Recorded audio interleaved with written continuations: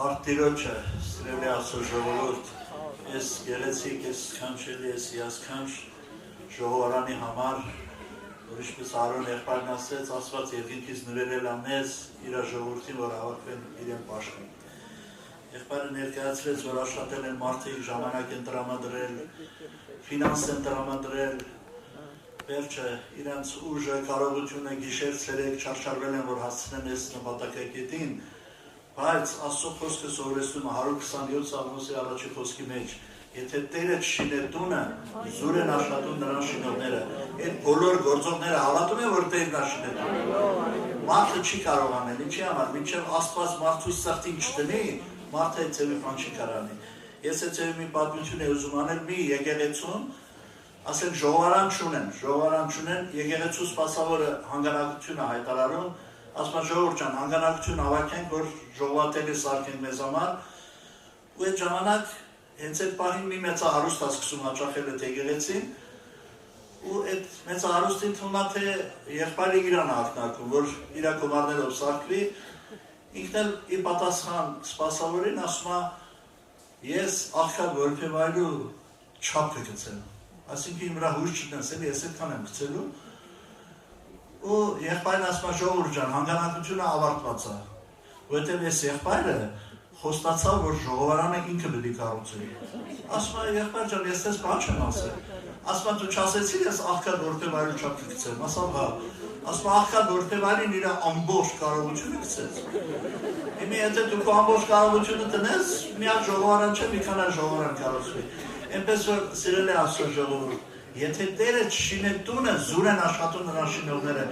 այդ բոլորի սրտում Աստված է դրել, որը ժողովարանը կառուցվի, մարդիկ իրան մեծերի բան չի անի։ Եվ դրա համար Աստված թողորնի, սիրելի եղբայրներ գրել, որ եթե մեկ մարդ տուն է շինում է ինչի համար, որ այնտեղ բնակվի։ Հիմա եթե Տերն է շինել այս տունը, շինել է նրա համար, որպեսզի ինքը ստեղ բնակվի։ Հիշում եք, ես ուղղակի ժամանակահատվածով չեմ ուզում ընթերցել այդ տեղերը, եւ Մարկոս ավետարանի, եւ Մատթեոս, եւ Լուկաս ավետարանի մեջ գրված է, երբ որ աշակերտները ցույց տվին տաճարի այդ գեղեցիկ քարերը զարդարված, Տերը ասավ, քարը քարի վրա չի մնա։ Ինչի համար։ Որովհետեւ շատ վաղուց Տիրոջ ներկայությունը դադարել էր այնտեղ լինելուց, եւ այդ տունը, այդ տաճարը սովորական տներից ոչ մի բանով չէր տարբերվում։ Եղբայրներ գրել, Աստծո տունը, Տեր Հիսուսի տունը ոչ թե պետք է արտաքին նշաններով տարբերվի ուրիշ տներից, գմբեթով, խաչով, չգիտեմ ինչով, այլ իր ներսի վիճակով, որ այնտեղ Տերը պետք է բնակվի, Տեր Հիսուսը պետք է այնտեղ լինի։ Եվ Աստված թող օգնական լինի, Աստված թողորնի, որ այսուհետև ինչքան որ մենք հանգստեղ, հիշենք ինչպես Տեր Հիսուս աշակերտներին հարությունից հետո ասավ, ես գնում եմ Գալիլեա եւ այնտեղ սպասեմ, որ աշակերտները կան։ Միշտ հիշենք, որ Տերը ստեղ մեզ սպասում է, իր տունն է սպասում է, որ մենք հանք եւ մեզ ինքը օրհնի, իր ներկայության մեջ առնի։ Եվ երկրորդ Թագավորաց գրքից մի տեղ է ուզում ընթերցել 5-րդ գլխի 7 եւ 9 խոսքերից։